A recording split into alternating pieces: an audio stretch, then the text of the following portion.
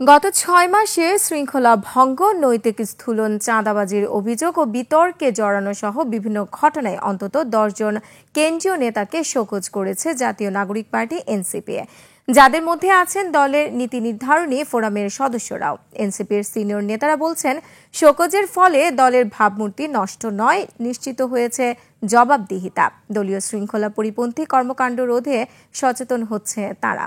শফিকুল ইসলামের রিপোর্ট।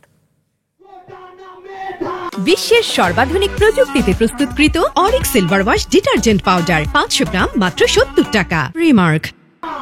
জুলাই গণঅভ্যুত্থান পরবর্তী সময়ে জন আকাঙ্ক্ষার ভিত্তিতে শিক্ষার্থীরা গঠন করে রাজনৈতিক দল জাতীয় নাগরিক পার্টি। যে দলের প্রতি জনমানুষের প্রত্যাশার পরিমাণও একটু বেশি। তবে গত ৬ মাসে দলীয় শৃঙ্খলা ভঙ্গ সহ নানা বিতর্কিত কর্মকাণ্ডে শোকজ করা হয়েছে এনসিপির অন্তত ১০ নেতাকে। সর্বশেষ চাঁদা চাওয়ার ভিডিও ছড়িয়ে পড়ার পর শোকজ করা হয় এনসিপির চট্টগ্রাম নগরের যুগ্ম সমন্বয়কারী নিজামুদ্দিনকে।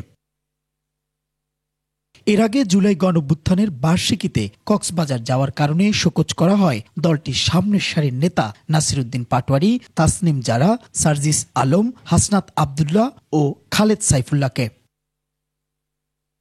দলটির কেন্দ্রীয় নেতারা বলছেন, জবাবদিহিতা নিশ্চিত করতেই দেওয়া হয়েছে শোকজ। বাংলাদেশে কিন্তু একটা উল্টো ধারণা আছে, আপনি যত বড় নেতা আপনার তত ধরেন কম জবাবদিহিতা। এটাকে আসলে পুরোপুরি উল্টে দিতে পারতে হবে, যে যত বড় নেতা তার তত বেশি জবাবদিহি। ওইরকম একটা গণতান্ত্রিক সংস্কৃতি আসলে করা, এটা দলগুলো থেকে শুরু করতে হবে। একটা দল গণতান্ত্রিক না হলে সে রাষ্ট্রে গণতন্ত্র প্রতিষ্ঠা করতে পারে না।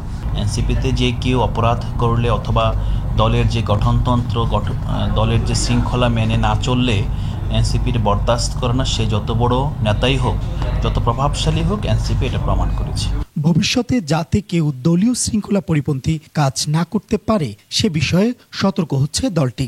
সাংগঠনিক চর্চা যত বাড়বে ততই আপনার অপরাধ কিংবা অসাংগঠনিক কার্যক্রম এবং শৃঙ্খলা পরিপন্থী কাজ কমে আসবে। শফিকুল ইসলাম, ২১ টেলিভিশন, ঢাকা।